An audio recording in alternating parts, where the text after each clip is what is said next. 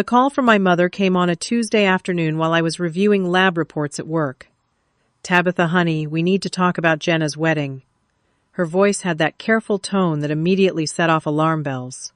"Jenna and I think it might be best if you weren't in the bridal party after all. We need the family photos to look flawless," Mom whispered, as though lowering her voice could soften the blow. "It's about the aesthetic she's going for." I felt the air leave my lungs as tears welled in my eyes. My own sister. My own mother. If I wasn't good enough to stand beside my only sister on her wedding day, then maybe I wasn't good enough to be there at all. Growing up, Jenna and I had been close despite our 3-year age difference. As kids, we shared a bedroom with twin beds pushed against opposite walls, staying up late to whisper secrets and dreams across the darkness. But something shifted when Jenna started high school. While I focused on science and academics, Jenna discovered she could gain attention through her looks and social skills. By the time I graduated college with my environmental science degree, Jenna was building her Instagram following and dating increasingly wealthy men. Our diverging paths didn't seem to matter much until she met Austin Campbell, heir to the Campbell real estate fortune. Their whirlwind romance culminated in a proposal after just 8 months of dating, with a ring that probably cost more than my annual salary. I still remember the night they announced their engagement at our parents' house. Dad had grilled steaks, and Mom made her special potato salad. Austin opened an expensive bottle of champagne, and after the initial toast, Jenna had grabbed my hands, her eyes bright with excitement. "Tabitha, of course you'll be my bridesmaid," she'd said, squeezing my fingers. "I couldn't get married without my big sister standing next to me." I'd felt a surge of love and connection that had been missing between us for years. Maybe this wedding would bring us back together. Maybe the old Jenna was still in there somewhere. That night I looked at myself in the mirror when I got home. I wasn't unattractive by any means, just average. At 31, I had a curvy figure that didn't conform to current beauty standards. Shoulder-length brown hair that I usually wore in a practical ponytail, and a face that looked fine with minimal makeup. My job as an environmental scientist kept me outdoors collecting samples and analyzing data, not primping for photos or cultivating an online presence like my sister. Still, I was determined to support Jenna. The morning after the engagement, I started researching bridesmaid dresses and makeup tutorials. I even considered starting a diet, though the thought made me cringe. Surely a sister's love wouldn't be conditional on fitting some arbitrary standard of beauty. The first warning sign came during our initial wedding planning lunch. Jenna had invited me to meet her wedding planner, an intimidatingly polished woman named Diane, with a permanently arched eyebrow. "So you're the sister, Diane," had said, giving me a slow once-over. "Jenna's told me all about you." Something in her tone made me uncomfortable, but I smiled and tried to show enthusiasm for the color schemes and flower arrangements they discussed. When I suggested a practical idea about outdoor photography timing, Jenna and Diane exchanged a look. "We're going for something very specific," Tabitha Jenna said, her voice sweet but dismissive. "Very curated, very aesthetic." It was the first time I'd heard her use that word in relation to her wedding, but it certainly wouldn't be the last. That night, Dad called to tell me how excited he was that Jenna had found someone so established. Mom got on the line to gush about the Campbell family connections and how this wedding would put our family on the map. "And Tabitha," she added before hanging up, "maybe we should look into getting you some new clothes for the pre-wedding events, something a little more fashionable." I told myself she was just trying to be helpful. I told myself this wedding was important to everyone. I told myself to stop being so sensitive. But deep down, a small voice whispered that something wasn't right, that the ground beneath my feet was shifting, and that the role I was being asked to play came with conditions I wasn't sure I could meet. The first official bridal party meeting was held at an upscale boutique that served champagne in crystal flutes, while attendants fluttered around us like butterflies. I arrived a few minutes late, after struggling to find parking, feeling flustered and underdressed in my work clothes. I had come straight from collecting water samples at a local creek, and had only had time to wash my hands and change my shirt in the office bathroom. Stepping into the boutique felt like entering a foreign country. 6 women lounged on velvet couches, all impeccably dressed and groomed. I recognized a few of them from Jenna's Instagram influencer friends, with perfect smiles and identical highlighted hair. They looked up as I entered their expressions, a mixture of curiosity and thinly veiled assessment.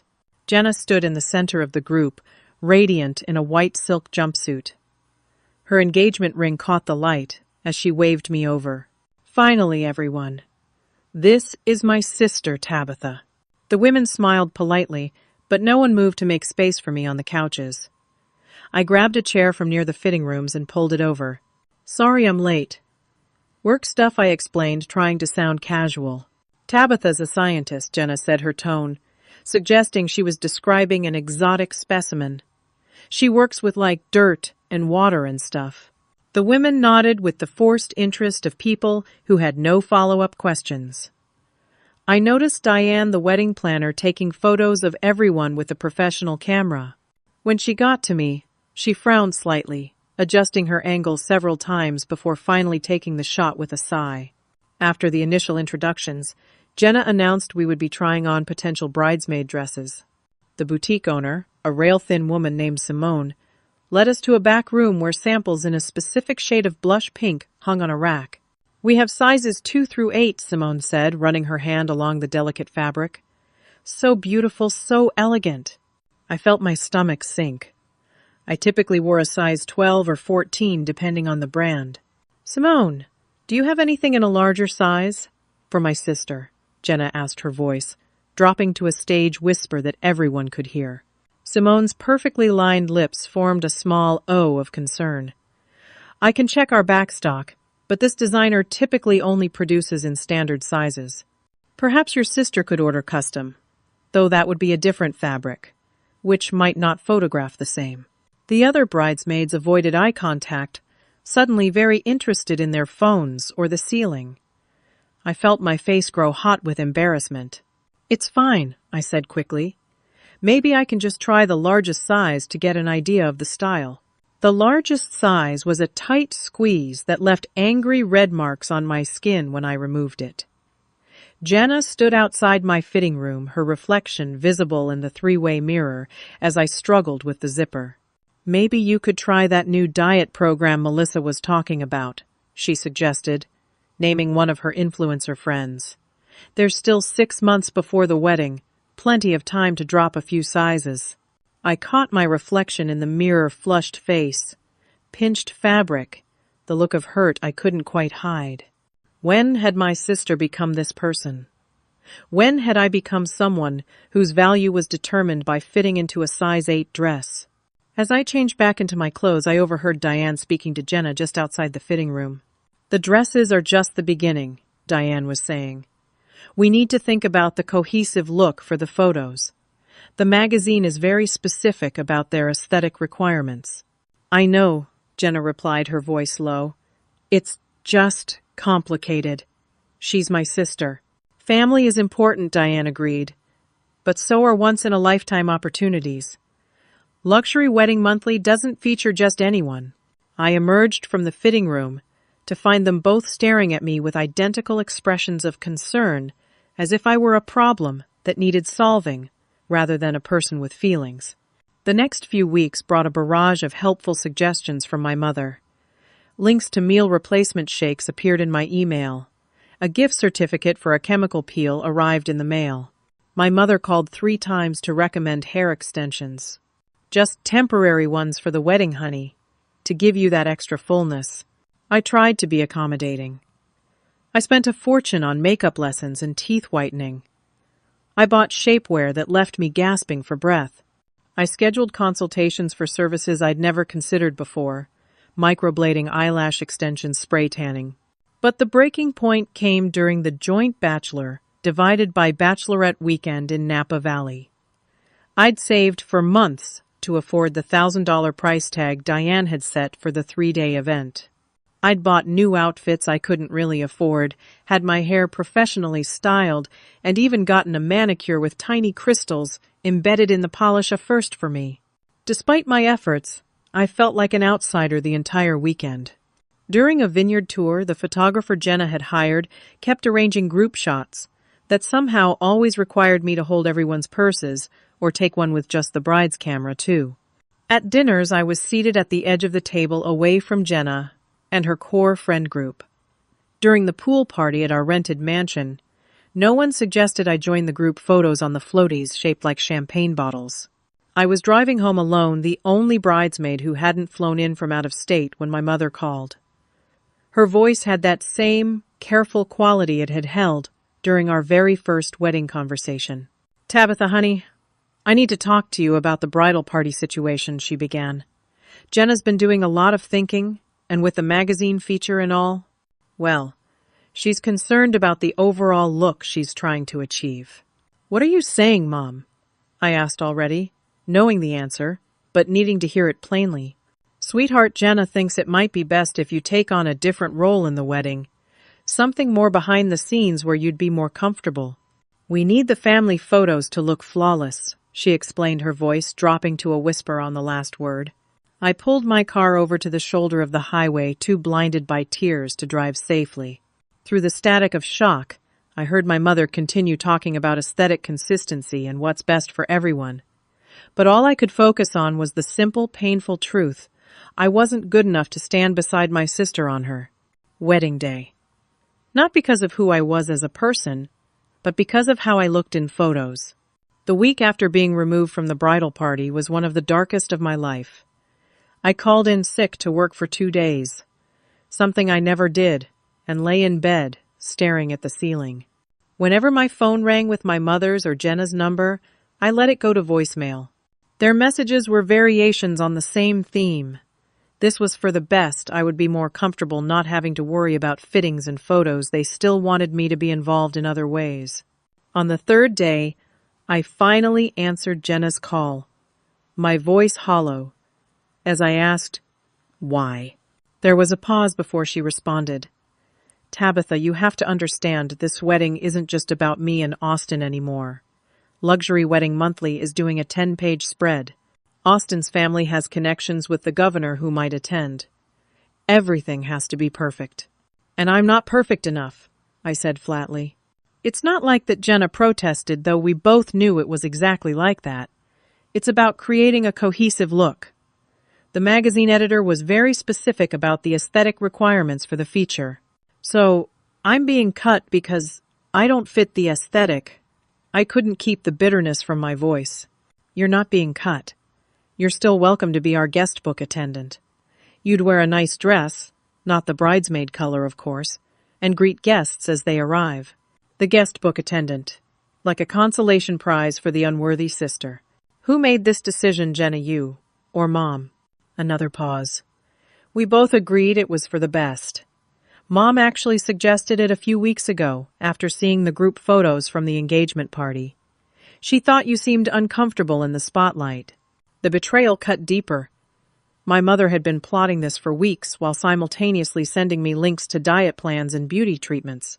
Had she been hoping I would transform into someone worthy of standing beside Jenna, or had she always intended to remove me, regardless of my efforts? "I need some time," I managed to say before ending the call. Later that week, my best friend Marley came over with ice cream and wine. As we sat on my couch, she hesitated before pulling out her phone. "There's something you should see," she said, her expression grim. "I didn't want to show you this, but I think you need to know what you're dealing with." She handed me her phone open to a group chat I wasn't part of. It was titled "Jay and a Wedding Party" and included all of Jenna's bridesmaids. I scrolled through to find messages about me dating back months. "Did you see what Tabitha wore to the engagement party? Yikes. Do we need to start a GoFundMe for her wardrobe, lol? Jenna's being so patient with her sister. I would have cut her from day one. And worst of all, a message from my own sister Tabitha means well, but this wedding is too important to risk looking anything less than perfect. The sister situation is being handled." The sister situation. Like I was a problem to be solved, rather than a person to be loved. "I'm so sorry," Marley said, taking back her phone. "I just thought you should know what kind of people you're dealing with." The next blow came when I visited the wedding website to see if my demotion was reflected there yet. Instead, I found something even more disturbing. Family photos had been uploaded, but they weren't the originals. In the pictures from last Christmas and our parents' anniversary dinner, my body had been digitally slimmed, my face subtly altered to look more like Jenna's. Someone Diane most likely had edited me to fit the aesthetic rather than accepting me as I was. That same day, Jenna posted on her Instagram a carefully filtered image of herself with her bridesmaids captioned, "Curating the perfect bridal party for the perfect day number, wedding aesthetic number, luxury bride, number Campbell wedding, 2025. Curating." Like her wedding party was an art exhibit where every piece had to match.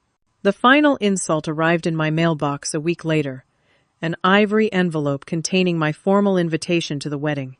It was addressed only to Tabitha Harrison guest, with a handwritten note from Jenna slipped inside. Please adhere to the blush and gold color scheme. No black or bright colors. Professional hair and makeup strongly encouraged. Instructions for a guest, not a sister. I showed the note to my father during our weekly lunch date, hoping he might understand how hurtful this all was. We were sitting at our usual diner, the place he'd been taking me for father-daughter meals since I was old enough to read the menu by myself. Dad, can you believe this? I asked, sliding the note across the formica table. He read it, sighed, and handed it back. Jenna has always been particular about these things, Tab. You know how she is. But she's excluding me from being a bridesmaid because I don't look a certain way. Doesn't that bother you? He stirred cream into his coffee, avoiding my eyes. Look, weddings bring out the stress in everyone. Jenna wants things to be perfect. Your mother is excited about the Campbell connection. Can't you just do this one thing for your sister? Wear what she wants, smile for the photos, and help make her day special. His words felt like a betrayal. Even my father, who had taught me the value of character over appearance, who had proudly displayed my science fair ribbons and academic awards, was now suggesting I should accept being valued only for how I looked in photos. Would you be saying the same thing if Jenna had excluded me because I wasn't rich enough? Or because my job wasn't prestigious enough? I asked, my voice shaking. That's different, Tab. How? How is it different to judge me for my appearance rather than my bank account or career? He had no answer, just a plea for family peace. Just do this for your sister, please. For all of us. As I drove home from that lunch, I realized I was entirely alone in this fight. My sister had decided I wasn't aesthetically valuable enough to stand beside her. My mother had agreed and helped orchestrate my removal. My father wouldn't stand up for me.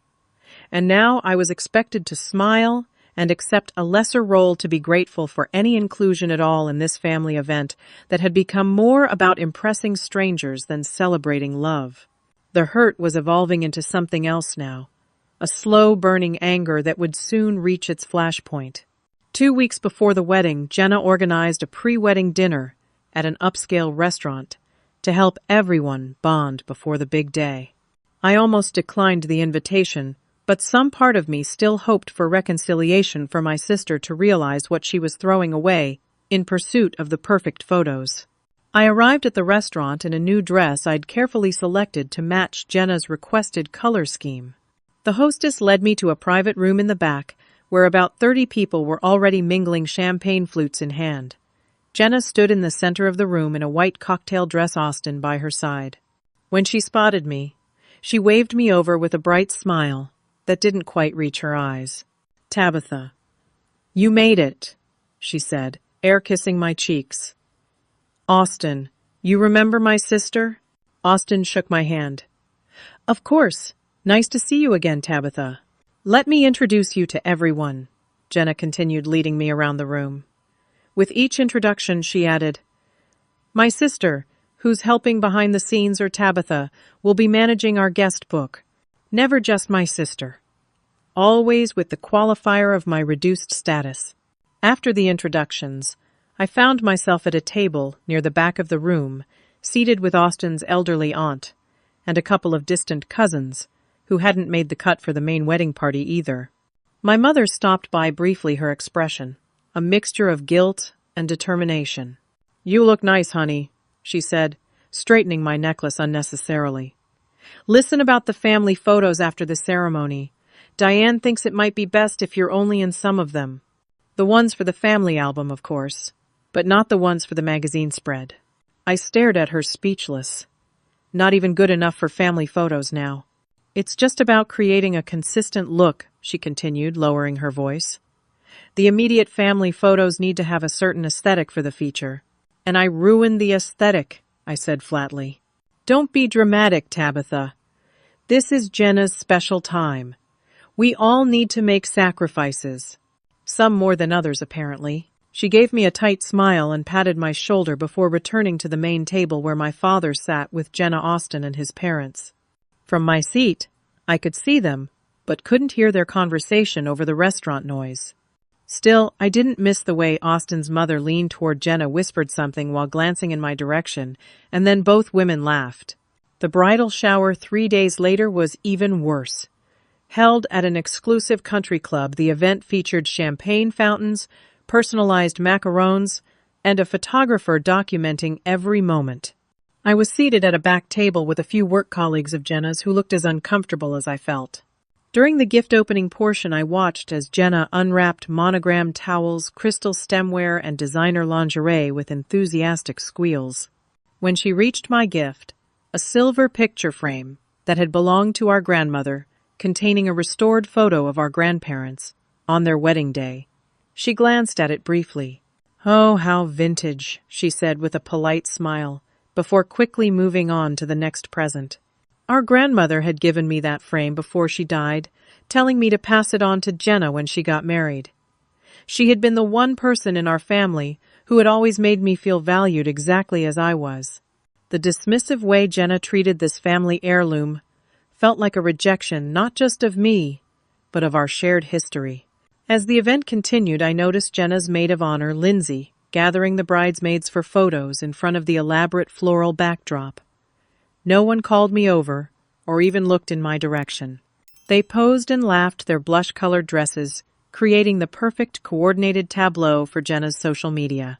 During the champagne toast that followed, Lindsay raised her glass and smiled at the bride-to-be. To Jenna, who knows exactly what she wants, and how to create the perfect aesthetic for her perfect day. From the venue to the flowers to the bridal party, she paused. For effect, everything has been curated to flawless perfection.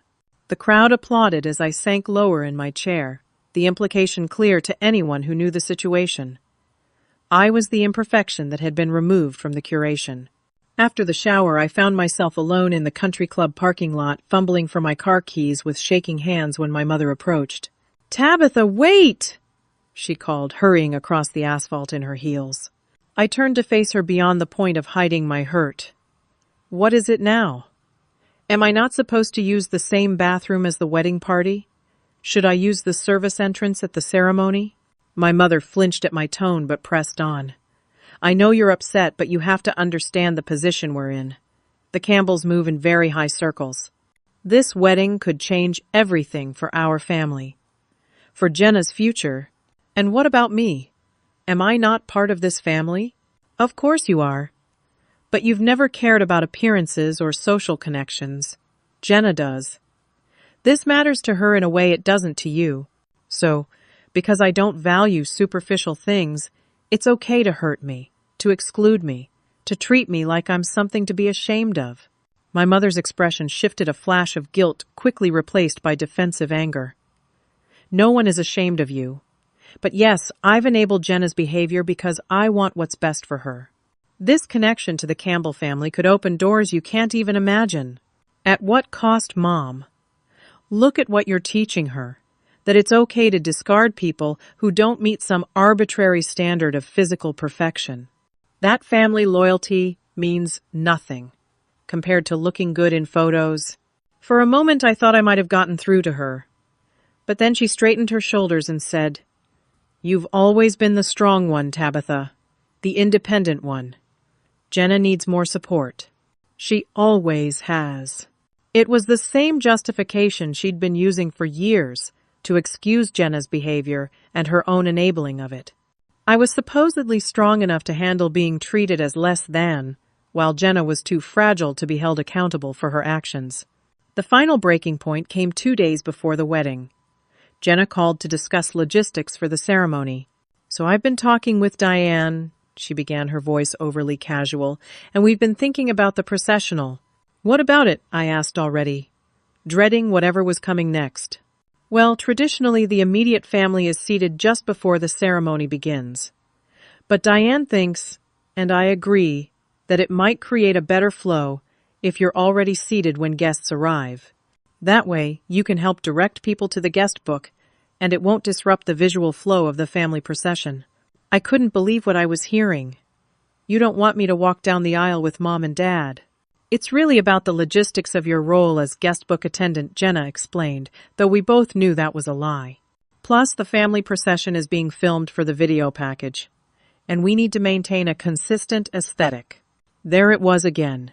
The aesthetic. The perfect look that I apparently ruined just by existing as myself. "So, I'll be what hidden away when people arrive.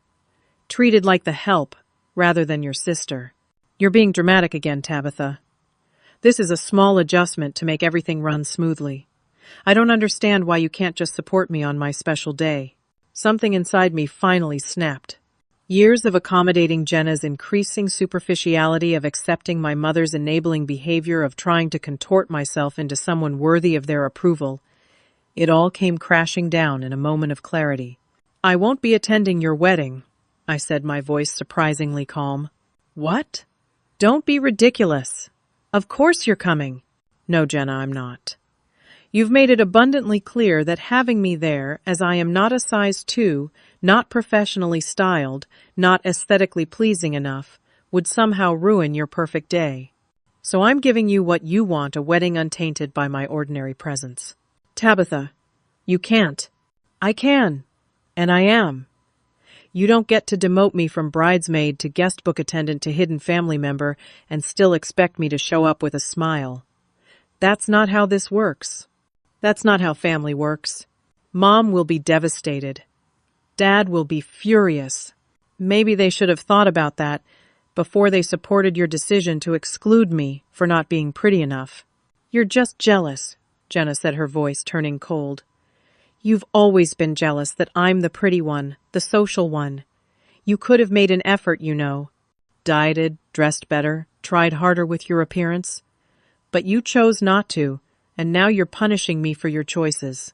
Her words hit like a physical blow. In Jenna's mind, this wasn't about her shallow values or cruel behavior. This was somehow my fault for not conforming, for not trying hard enough to be worthy of inclusion. "Goodbye, Jenna," I said quietly. "I hope your wedding photos are everything you dreamed they would be." I ended the call and sank to the floor of my apartment, sobbing until no more tears would come. The decision had been made.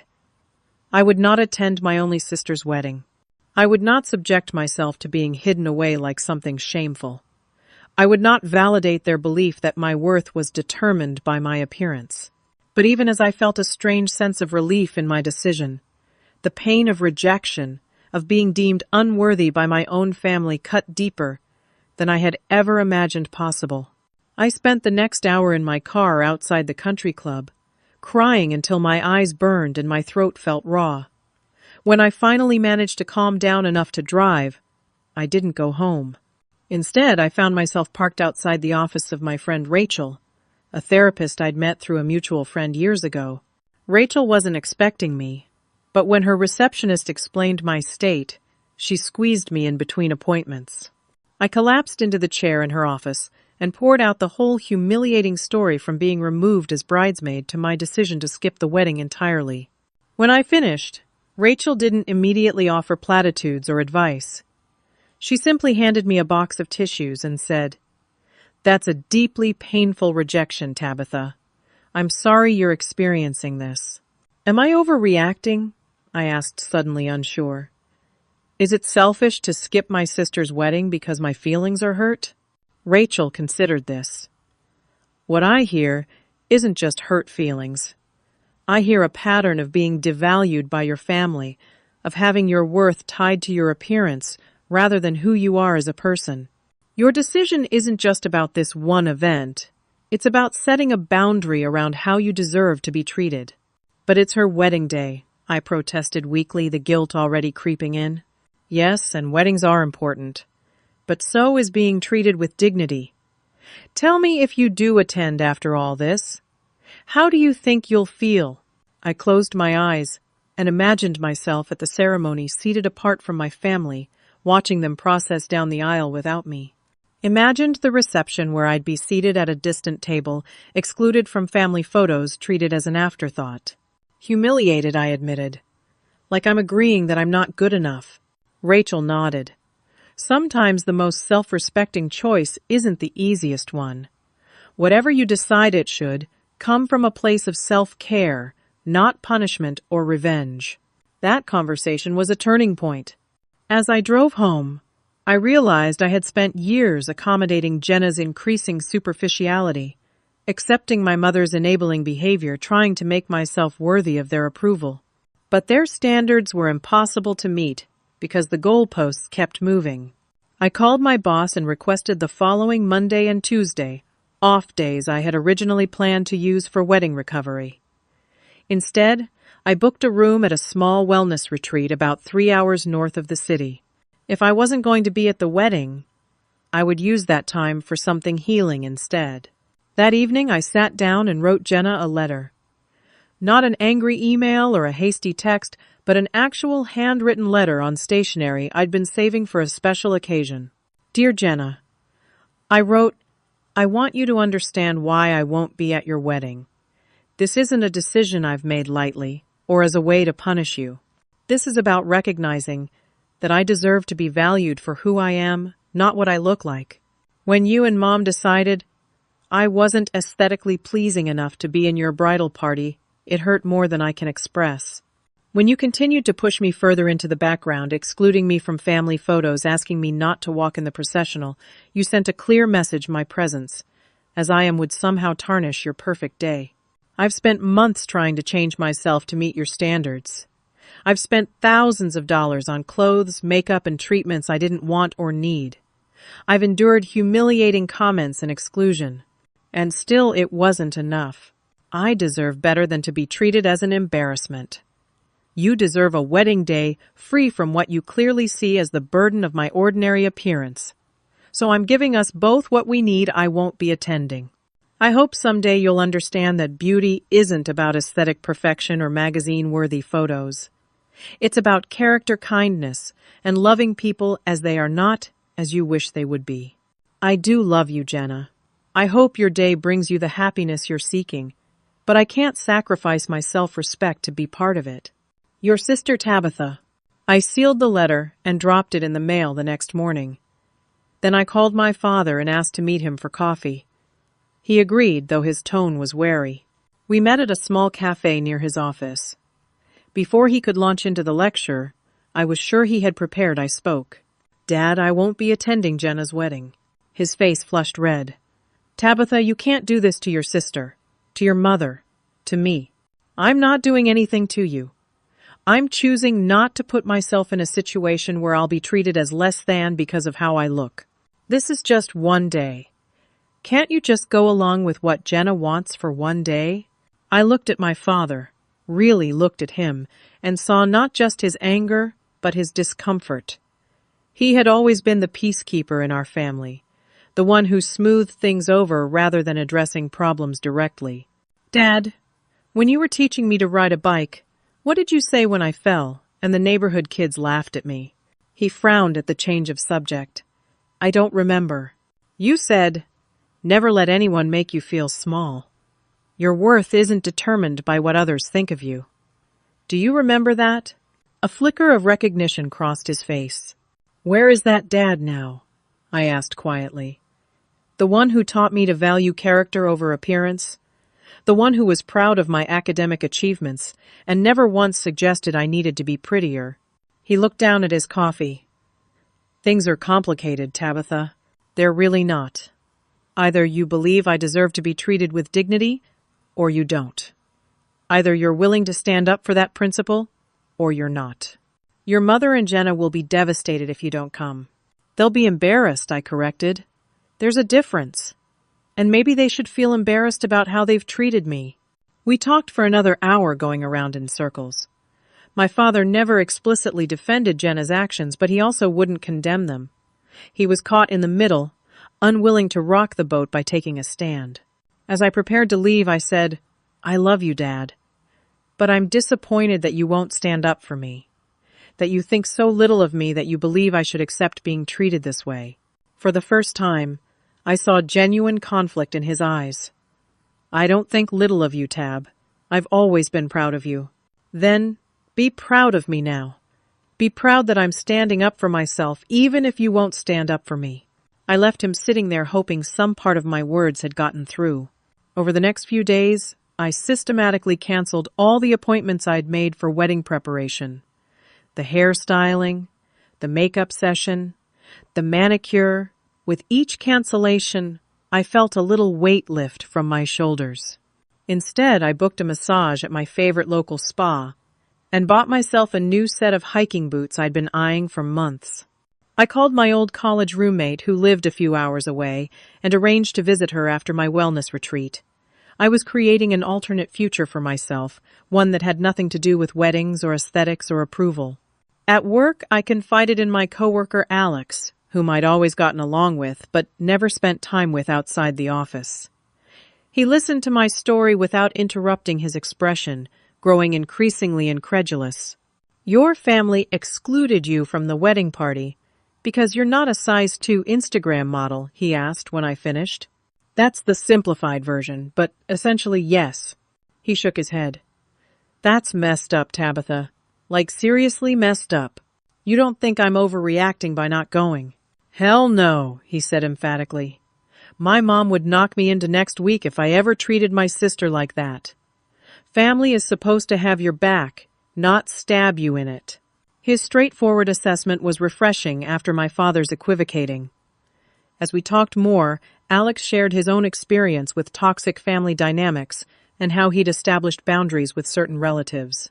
"The hardest part is sticking to your decision when they try to guilt you," he said. "And trust me, they'll pull out all the stops." He was right. As the wedding approached, the pressure intensified. My mother called daily, her messages cycling through guilt, anger, and tearful pleading.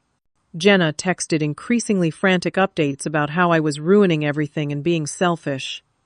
Even distant relatives started reaching out, urging me to set aside my pride for the sake of the family. But with each attempt to manipulate me, my resolve strengthened.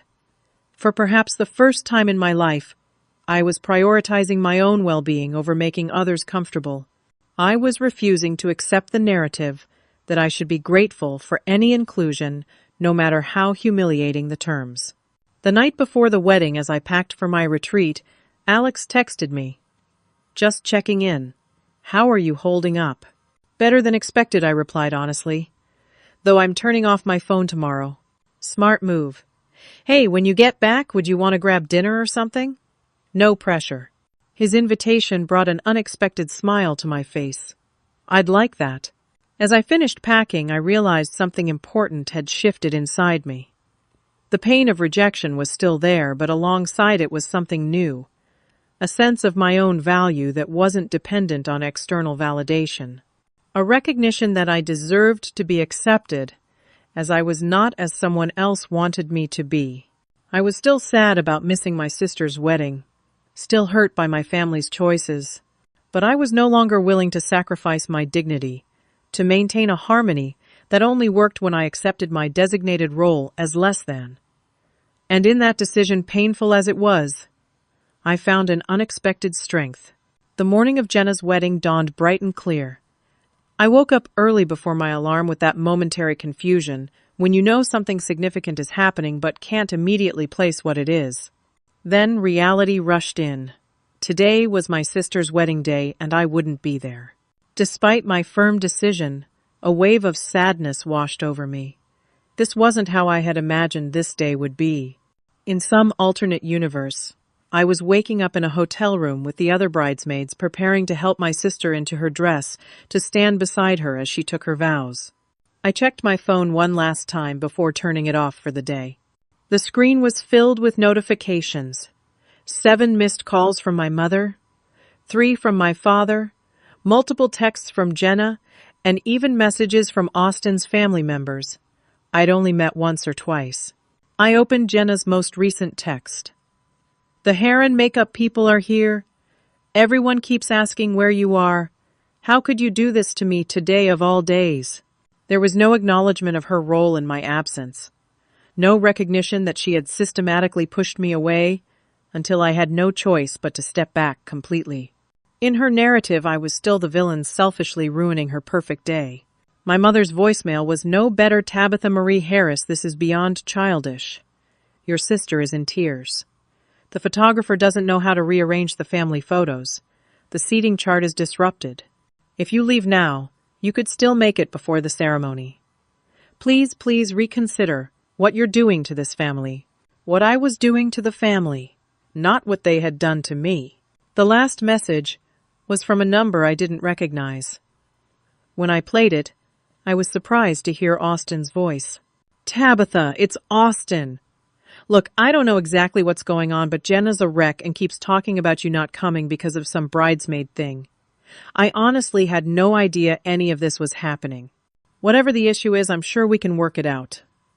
Jenna needs her sister today. Please call me back." His message gave me pause. Was it possible he truly didn't know how I'd been treated, that Jenna had kept the uglier aspects of wedding planning from him? Or was this just another manipulation tactic? Either way, it was too late. My decision had been made. My retreat paid for my self-respect on the line. I turned off my phone, finished loading my car, and drove north away from the city where my sister was preparing to walk down the aisle without me. The wellness retreat was located on a small lake, with individual cabins scattered through pine woods. As I checked in, the receptionist smiled warmly. "We have a strict no-phones policy during activities and treatments, but you're welcome to use yours in your cabin. The Wi-Fi password is in your welcome packet." "Actually," I said, "I'd prefer to stay completely disconnected this weekend." She looked mildly surprised, but nodded. "Of course. We can keep your phone in our safe if you'd like, or you can simply leave it powered off." "I'll keep it off, thanks." My cabin was small but beautiful, with large windows overlooking the lake and a stone fireplace in the corner. I unpacked my few belongings, changed into yoga clothes for my first scheduled activity, and felt something inside me begin to unclench for the first time in months. Over the next several hours, I moved through the retreat schedule: a gentle yoga class, a guided nature walk, a farm, to table lunch with other guests.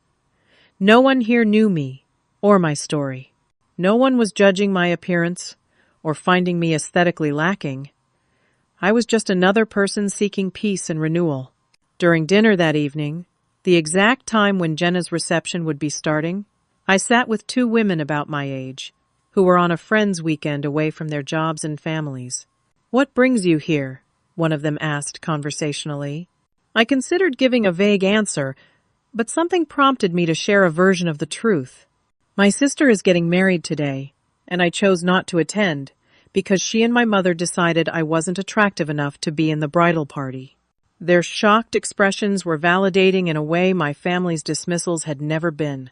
"Are you serious?" the first woman asked. "That's horrible. Who does that to their own sister?" the second added, indignant on my behalf. "Apparently my family," I said with a small, sad laugh.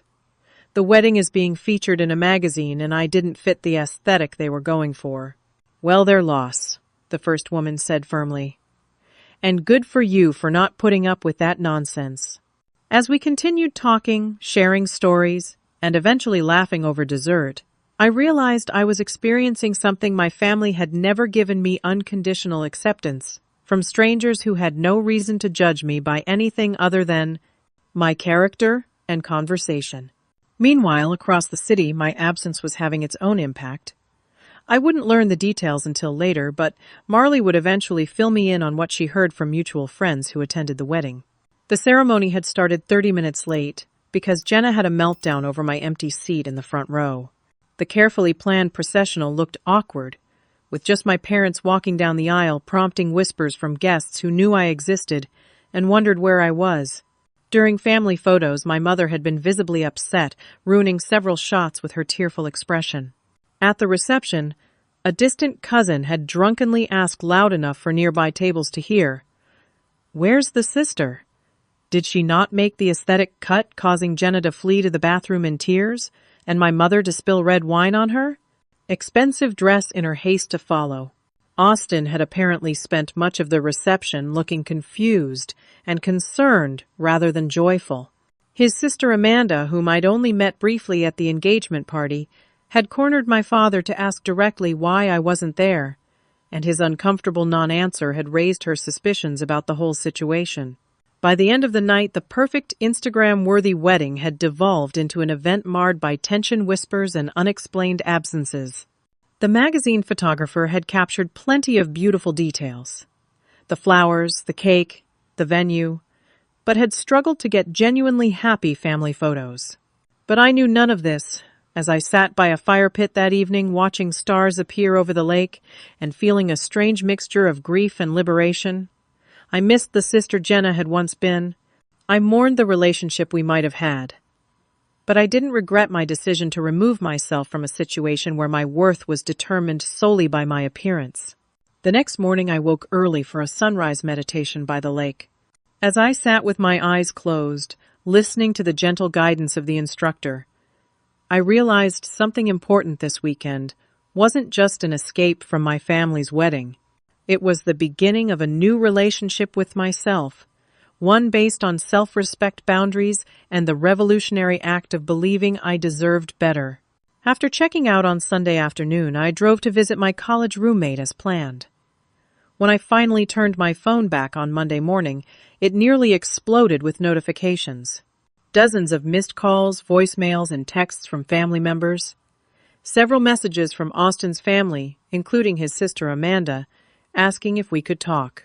Even a few texts from Jenna's bridesmaids, though I suspected those weren't supportive. Most surprising was a message from Alex. "Hope you're having a peaceful weekend. The office will be quiet without you tomorrow. Looking forward to hearing about your retreat when you're back." His simple, expectation-free message was a breath of fresh air amid the barrage of demands and accusations from my family. I didn't respond to anyone immediately. Instead, I took my time reading through everything, noting the emotional manipulation in my mother's messages, the gradual shift from anger to confusion in my father's voicemails, the progression in Jenna's texts from rage to hurt to a strange, subdued tone I couldn't quite place. The last message from Jenna, sent early Monday morning, simply said, "We need to talk when I get back from the honeymoon. Not about the wedding, about us." It wasn't an apology, but it wasn't an attack either. Perhaps, just perhaps, my absence had forced a reckoning that my presence never could have.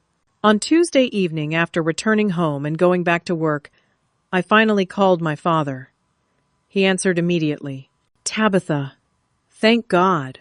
Are you okay?" "I'm fine, Dad. I was at a wellness retreat." "Your mother has been beside herself." Jenna was devastated. The whole wedding was. He trailed off. The whole wedding was what, Dad? He sighed heavily. Difficult. Tense. Not what anyone expected.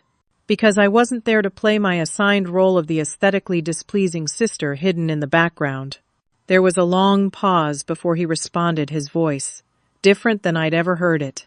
"No. Because you weren't there, period.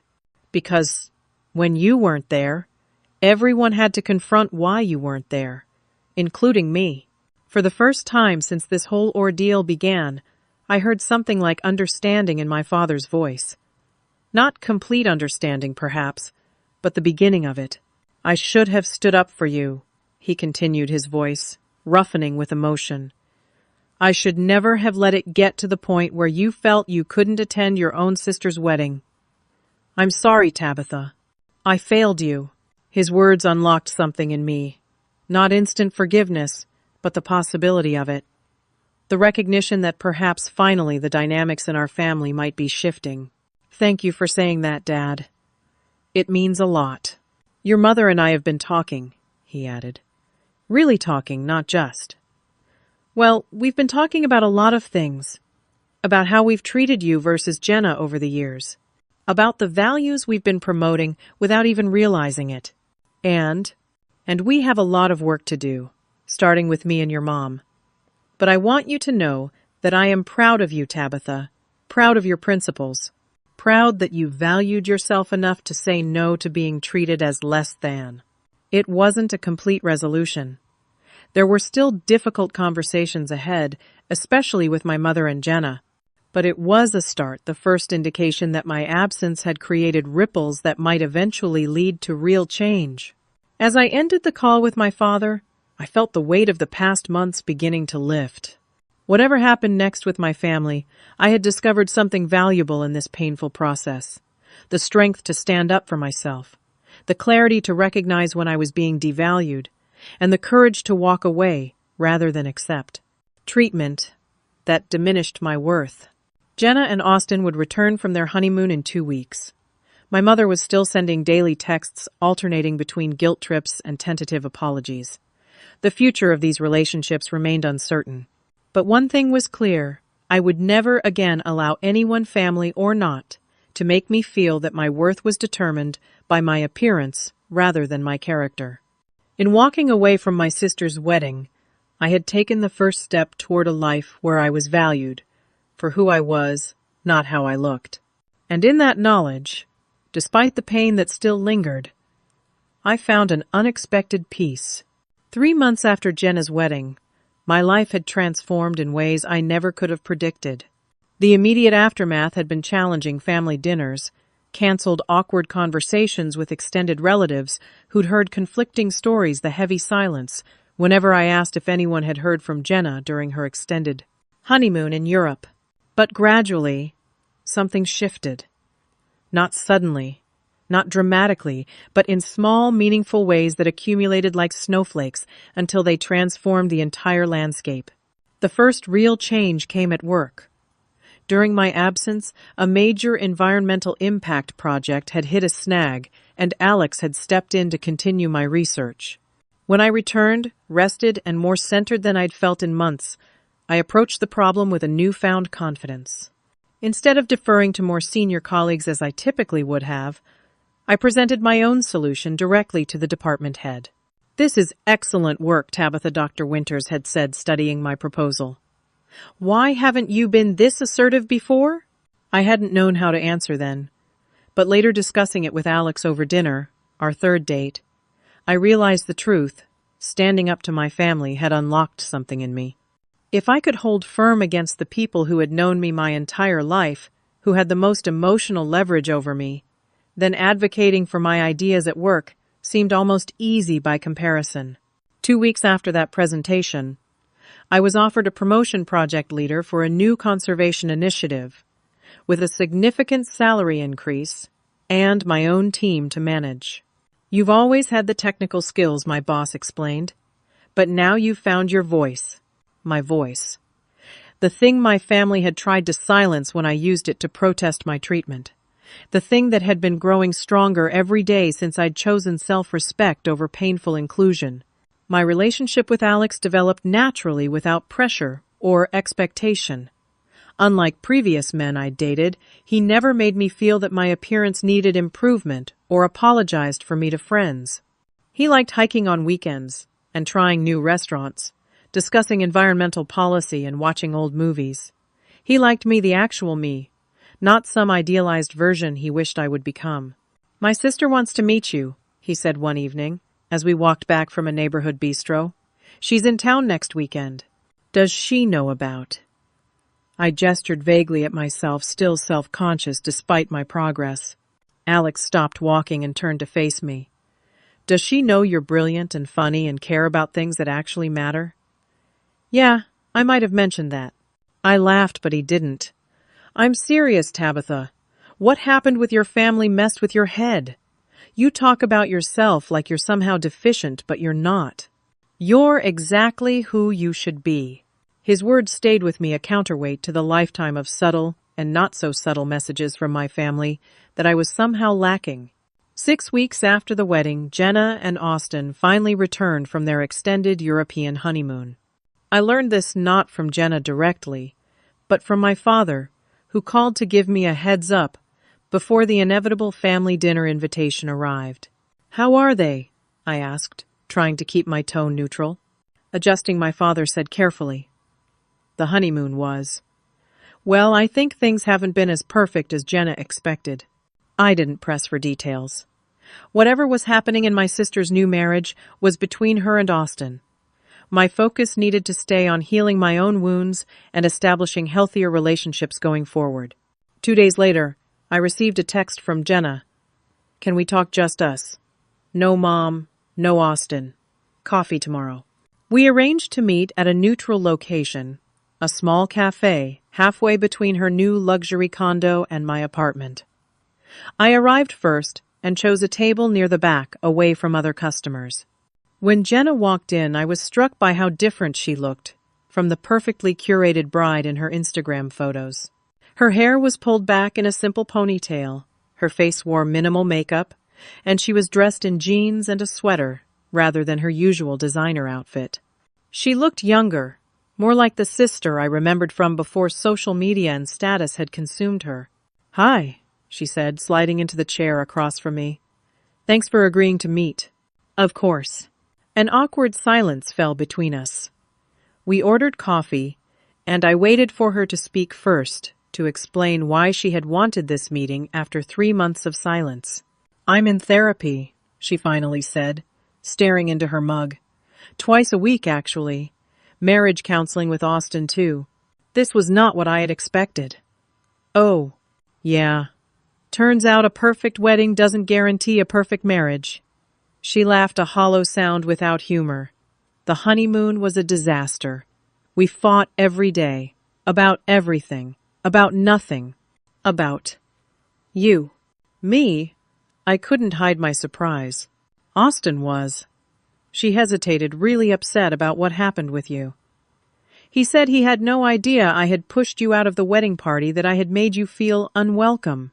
He said it showed a side of me he hadn't seen before, and it scared him." She took a shaky breath. "He was right to be scared. I've become someone I don't recognize, Tabitha. Someone obsessed with appearances and status and what other people think. Someone who would hurt her own sister to get the perfect photos for a magazine spread that, by the way, got canceled because the editor thought the family pictures looked unusually tense." I sat in stunned silence as Jenna continued. "The therapist helped me see that I've been trying to fill some emptiness inside me with external validation, likes on Instagram, envy from friends, approval from mom. But it's never enough. There's always someone prettier, someone with more followers, someone with a more perfect life. And in chasing that, I lost sight of what actually matters." She looked up at me, her eyes filled with tears. "Like you, my sister, who was always there for me, who never judged me when I made mistakes growing up, who taught me to ride a bike and helped me with my science projects and stood up for me when those mean girls in middle school spread rumors about me." Her voice broke on the last words, and I felt my own eyes welling up. "I'm so sorry, Tabitha. I'm sorry I made you feel like you weren't good enough. I'm sorry I let Mom convince me that appearances matter more than character. I'm sorry I became the kind of person who would hurt someone I love for the sake of aesthetics.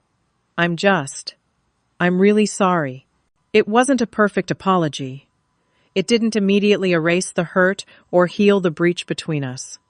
But it was sincere, and it was a beginning. "Thank you for saying that," I said quietly. "It means a lot to hear." "I don't expect you to forgive me right away," Jenna continued. "I wouldn't if I were you. But I hope maybe we can start talking again. Start rebuilding. I miss my sister." "I miss you too," I admitted. "The real you, not the Instagram version." A small smile touched her lips. "I'm trying to find her again. It's harder than I thought it would be." We talked for nearly 3 hours, moving from coffee to lunch. Jenna told me about the reality check of her honeymoon, how Austin had called her out on her superficial values, how their arguments had escalated until they'd cut the trip short and returned to start counseling. "Austin's a better person than I gave him credit for," she admitted. "He said he fell in love with me before all the influencer stuff, when I was just Jenna, who volunteered at the animal shelter and loved bad sci-fi movies. He wants that person back. Do you? I asked. She nodded slowly.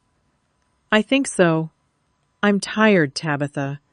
Tired of worrying about filters and followers and whether my life looks perfect from the outside. It's exhausting. What about Mom? Has she had any similar revelations? Jenna's expression grew more complicated. Some. She and Dad have been having some serious talks. Dad really stepped up after the wedding, told Mom she needed to rethink her priorities.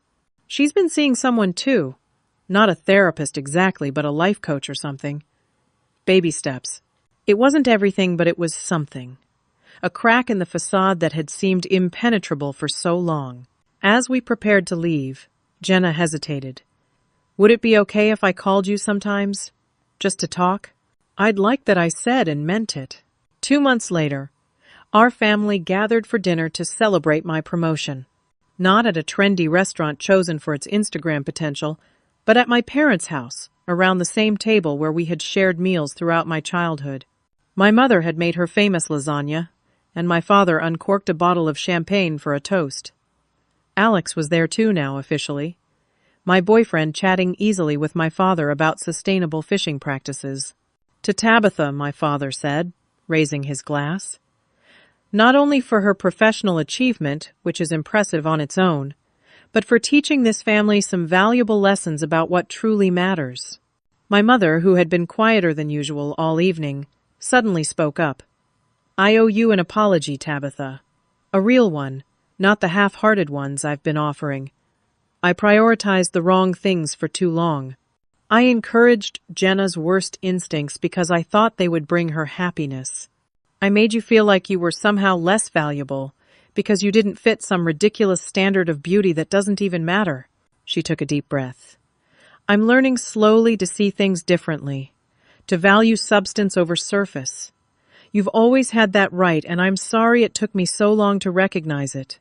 I looked around the table at my father, who had finally found the courage to stand up for what was right, at my mother, who was taking her first steps toward genuine change, at Jenna, who had abandoned her perfect social media persona in favor of something more authentic, at Alex, who had seen my worth from the beginning. Thank you, I said simply. That means everything. After dinner, Jenna pulled me aside to share some news. I'm starting a new project, she said, with an excitement I hadn't seen in years. A podcast and blog about body positivity and finding value beyond appearance. No filters, no fakery, just real conversations about the pressure women face to look a certain way. Jenna, that's amazing. I want to interview you for the first episode, she continued. To talk about what happened with the wedding, about standing up for yourself, about finding confidence that comes from within, rather than from external validation. If you're comfortable with that, of course. The old Jenna would never have suggested such a thing. The old Jenna would have been mortified at the idea of publicly acknowledging her mistake. This was something new, a vulnerability and authenticity that suggested real growth. I'd be honored, I told her. 6 months after the wedding that I didn't attend, I found myself getting ready for another one.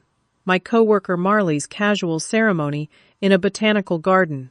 Alex waited patiently as I finished my makeup, applied minimally the way I preferred it. You look beautiful, he said as I emerged from the bathroom. Ready to go.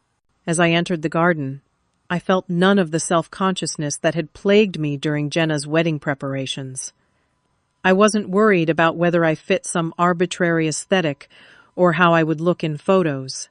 I was simply happy to celebrate my friend's love, comfortable in my own skin, proud of the journey I had taken.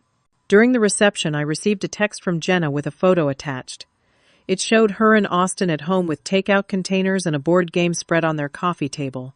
Friday night reality versus Instagram expectation, her message read. So much happier living authentically. I smiled and showed the message to Alex, who squeezed my hand in response. Your sister's learning what you've known all along, he said. That true beauty has nothing to do with aesthetics and everything to do with authenticity. As we danced under string lights in the garden, I reflected on the unexpected gift that had come from being deemed not aesthetic enough for my sister's wedding. In choosing not to show up at all, I had found the courage to show up fully as myself in every other aspect of my life. In losing a role in a carefully curated wedding, I had gained a genuine sense of my own worth. Sometimes the most painful rejections lead to the most powerful self-acceptance. Sometimes not being included in someone else's picture-perfect moment allows you to create a more authentic life of your own. And sometimes the best thing you can do when someone tells you that you're not good enough exactly as you are is to walk away and prove them wrong. Have you ever had to make a difficult choice between keeping the peace and standing up for your self-worth? I'd love to hear your stories in the comments. Don't forget to like this video if it resonated with you. Subscribe for more real-life stories about finding strength in challenging situations, and share with someone who might need to be reminded that they are enough exactly as they are. Thank you for listening to my story. And remember, true beauty isn't about aesthetics, it's about authenticity.